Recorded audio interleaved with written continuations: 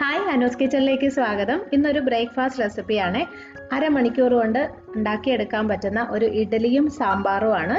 ഇഡ്ഡലി മാവ് കയ്യിലില്ലാത്തപ്പോഴോ അല്ലെങ്കിൽ ഇടയ്ക്ക് ഒരു വെറൈറ്റി ടേസ്റ്റിൽ കഴിക്കണം എന്നൊക്കെ ഉള്ളപ്പോഴോ ഉണ്ടാക്കാൻ പറ്റുന്ന ഒരു ഇൻസ്റ്റൻറ്റ് ഇഡ്ഡലിയും അധികം പച്ചക്കറികളൊന്നും ഇല്ലാതെ തക്കാളി മാത്രം ചേർത്ത് കുക്കറിൽ ഉണ്ടാക്കുന്ന ഒരു തക്കാളി സാമ്പാറുമാണ് കേട്ടോ.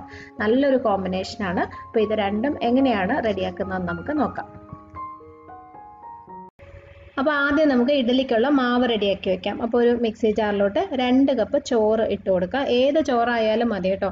ബസ്മതി അരി ഉൾപ്പെടെ ഏത് ചോറ് വേണമെങ്കിലും ഉപയോഗിക്കാം. ഇതിനകത്ത് കുറച്ച് വെള്ളം ഒഴിച്ചിട്ട് നല്ലൊരു പേസ്റ്റായിട്ട് അരച്ചെടുക്കാം. ഒട്ടും തരിയില്ലാതെ അരയ്ക്കണം. അപ്പോൾ ഇതേ ചോറ് ഇതുപോലെ അരച്ചെടുത്തിട്ടുണ്ട്, കണ്ടോ? ഇങ്ങനെ അരയ്ക്കണം. ഞാൻ ഏകദേശം ഒരു 1/2 കപ്പ് വെള്ളം ഇതിനകത്ത് ഒഴിച്ചിട്ടുണ്ടായിരുന്നു കേട്ടോ അരയ്ക്കാനായിട്ട്. ഇത് നമുക്കൊരു ബൗളിലോട്ട് മാറ്റാം. ഇനി ഇതിനകത്തേക്ക് 2 കപ്പ് റവ ഇട്ട് കൊടുക്കുക. ഇത് ഉപ്പുമാവിനൊക്കെ എടുക്കുന്ന വറുത്ത റവയാണ് എടുത്തിരിക്കുന്നത്. വറുക്കാത്തതായാലും കുഴപ്പമില്ല. അപ്പം നമ്മൾ എത്ര ചോറ് എടുത്തോ അതേ അളവിൽ തന്നെ റവയും എടുക്കണം. അപ്പോൾ എല്ലാം ഒരേ കപ്പിൽ തന്നെ അളന്നെടുക്കണം കേട്ടോ. അപ്പോൾ ഇത് രണ്ടും കൂടി നന്നായിട്ടൊന്ന് മിക്സ് ചെയ്യാം.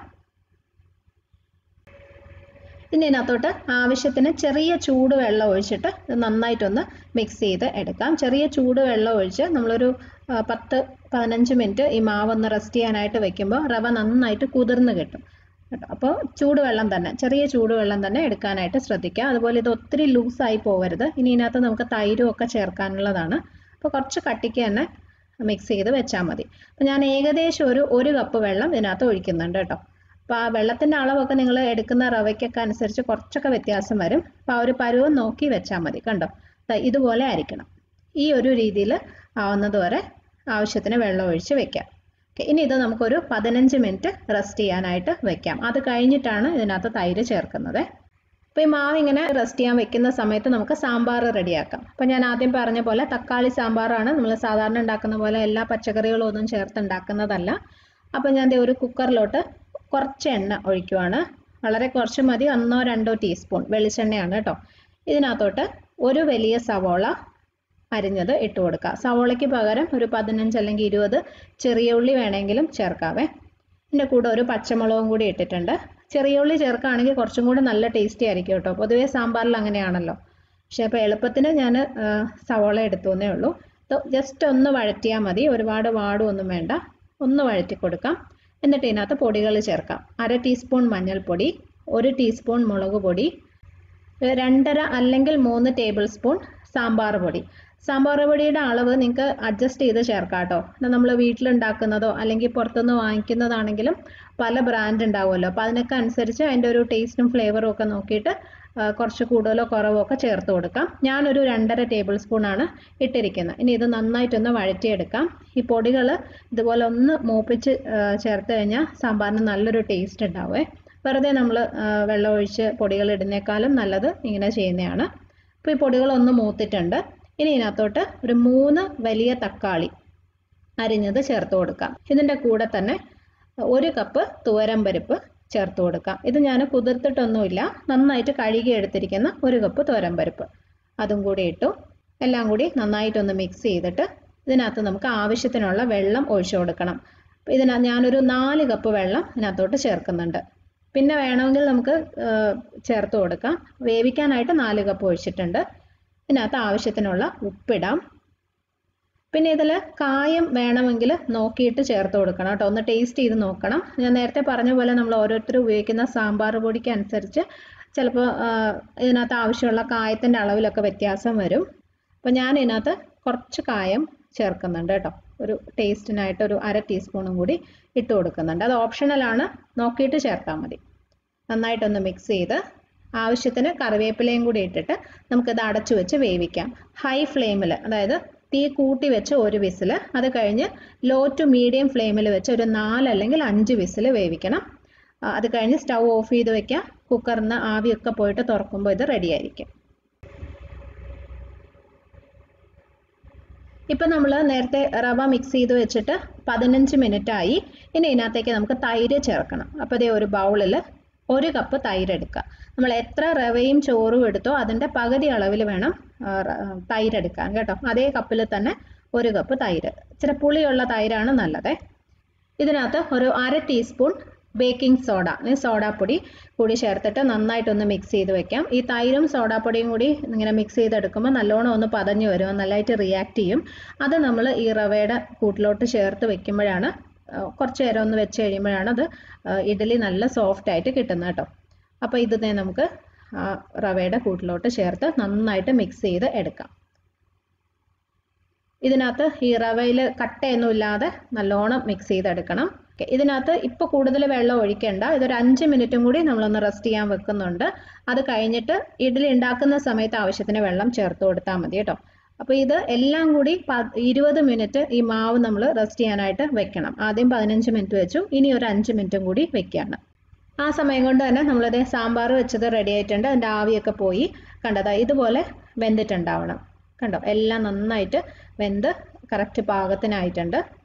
ഇനി ഇതിനകത്തേക്ക് നമുക്ക് ആവശ്യത്തിനുള്ള പുളിവെള്ളം ഒഴിച്ചു കൊടുക്കണം. അപ്പോൾ then വീണ്ടും സ്റ്റൗ ഓൺ ചെയ്തു.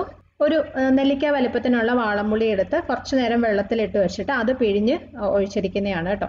ഇപ്പോൾ ഇതിനകത്ത് നമ്മൾ തക്കാളിയൊക്കെ നിറയെ ചേർത്തിട്ടുണ്ട്, അപ്പോൾ അതിൻ്റെ പുളിയും ഉണ്ടാവും. അത് കണക്കാക്കിയിട്ട് മാത്രം പുളി ഒഴിച്ചു കൊടുത്താൽ മതി.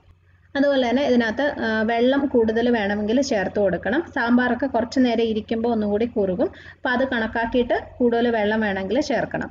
പച്ചവെള്ളം തന്നെ ഒഴിച്ചാൽ മതി, എന്നിട്ട് നന്നായിട്ടൊരു 5 മിനിറ്റ് തിളപ്പിച്ചെടുത്താൽ മതി.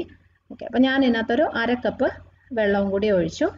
അതുപോലെ ഉപ്പോ കായോ എന്തെങ്കിലും വേണമെന്നുണ്ടെങ്കിൽ ടേസ്റ്റ് നോക്കിയിട്ട് ഈ സമയത്ത് തന്നെ ചേർത്ത് കൊടുക്കാം. അപ്പോൾ ഇത്രയേ ഉള്ളൂ. ഇനി നമുക്കൊരു 5 മിനിറ്റും കൂടി ഇത് നന്നായിട്ടൊന്ന് തിളപ്പിച്ച് എടുക്കാം.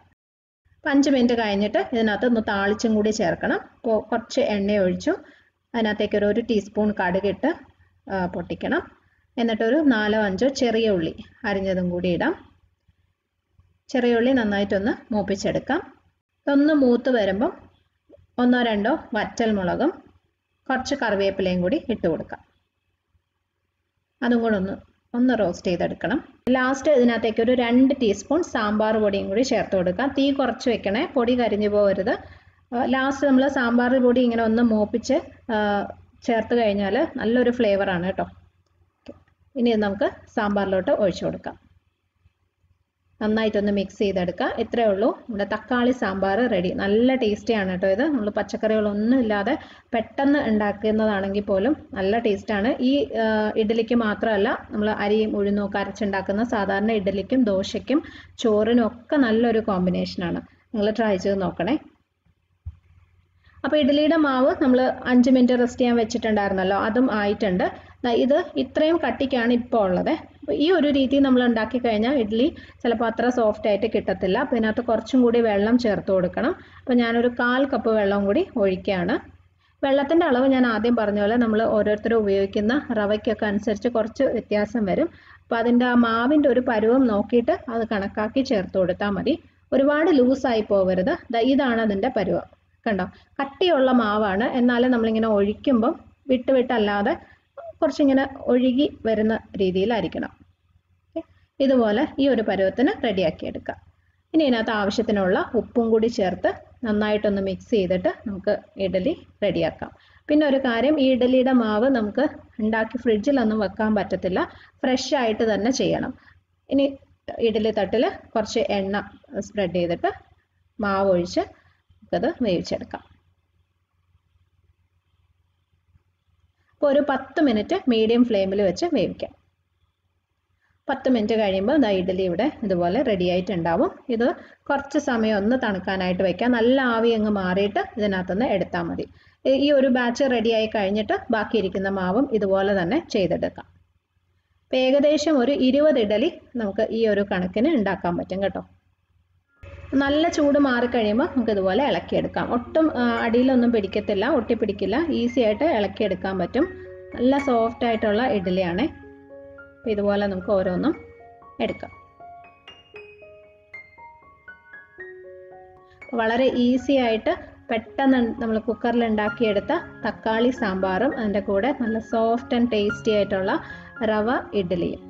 ഇതിന് നമ്മൾ സാധാരണ ഈ അരിയും ഉഴുന്നും അരച്ചുണ്ടാക്കുന്ന ഇഡ്ഡലിയുടെ ടേസ്റ്റ് അല്ല കേട്ടോ, വ്യത്യാസമുണ്ട്. പക്ഷെ നല്ല രുചിയാണ്. പ്രത്യേകിച്ച് ഈ സാമ്പാറിൻ്റെ കൂടെ അടിപൊളി കോമ്പിനേഷനാണ്. നിങ്ങൾ ട്രൈ ചെയ്ത് നോക്കണം. ഇഡ്ഡലി നല്ല സോഫ്റ്റ് ആയിരിക്കും, കുട്ടികൾക്കും ഒക്കെ ഒത്തിരി ഇഷ്ടമാവുന്നൊരു റെസിപ്പിയാണിത്. അപ്പോൾ നിങ്ങൾ ഈ സാമ്പാറും ഇഡ്ഡലിയും ഉണ്ടാക്കി നോക്കിയിട്ട് അഭിപ്രായം അറിയിക്കണം.